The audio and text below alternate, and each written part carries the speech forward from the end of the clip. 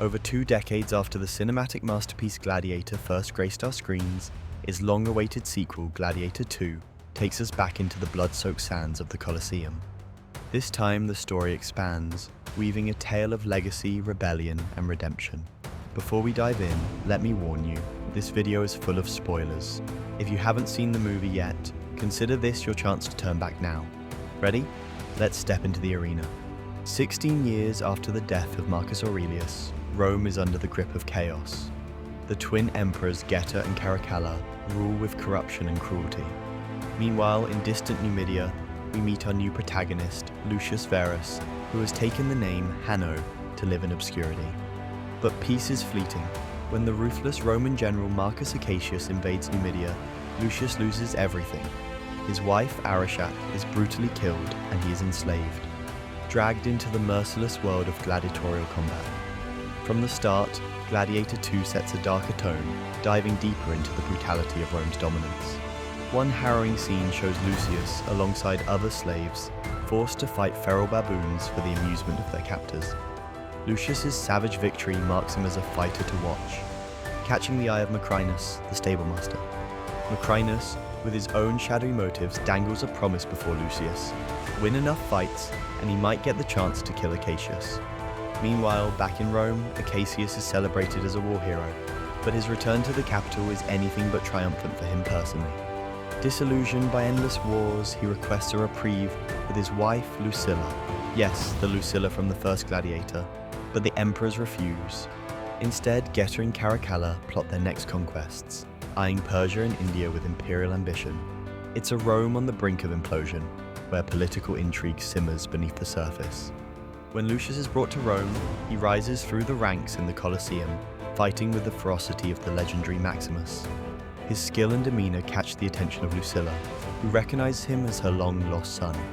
Lucilla's decision to send him away as a child to protect him from assassins has come full circle. But her attempt to reconnect with Lucius is met with resentment. Lucius harbors a deep bitterness toward her for living in luxury while he suffered. The tension between mother and son is one of the film's emotional cornerstones, layered with heartbreak and regret. Lucius's journey takes a turn when Ravi, a former slave and the gladiator's doctor, befriends him. Ravi introduces Lucius to a shrine dedicated to Maximus, complete with his sword and armor. It's here that the theme of legacy hits hardest. Maximus's story, now mythologized, inspires Lucius to fight for something greater than revenge. Yet, his path is fraught with betrayal. Lucilla and Acacius plot to overthrow the twin emperors with the help of senators Thrax and Gracchus. However, Macrinus, ever the schemer, uncovers their plans. Seeking favor with the emperors, he ensures that Lucilla and Acacius are arrested for treason. In a shocking twist, Lucius is ordered to kill Acacius in the Colosseum. When the moment comes, Lucius refuses, sparking chaos. Acacius is executed by the Praetorian Guard, and riots erupt in the streets of Rome. From here, the story escalates into a whirlwind of political betrayal and gladiatorial rebellion. Macrinus, revealed to have once been a slave under Marcus Aurelius, harbors his own dark ambitions. Manipulating Caracalla into killing Geta, Macrinus sets his sights on the imperial throne. To seal his plan, he stages a final, twisted spectacle in the Colosseum. Lucilla is brought before the crowd, her life dangling by a thread, with only Lucius to defend her against overwhelming odds.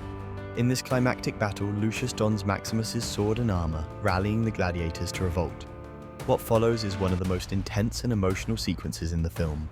Lucius fights with the spirit of his father, leading the rebellion against their oppressors, but the cost is devastating.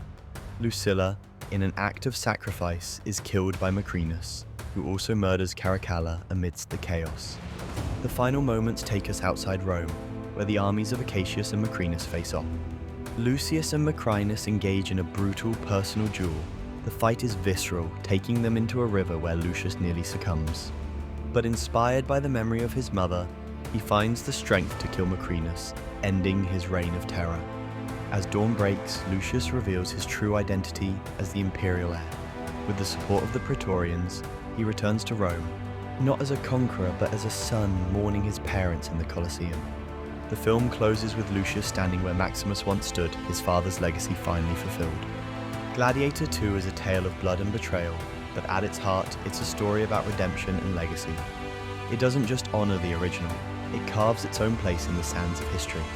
What did you think of the sequel? Did it live up to the legacy of the first film? Let me know in the comments, and don't forget to like, subscribe, and hit the notification bell for more deep dives into history's greatest stories.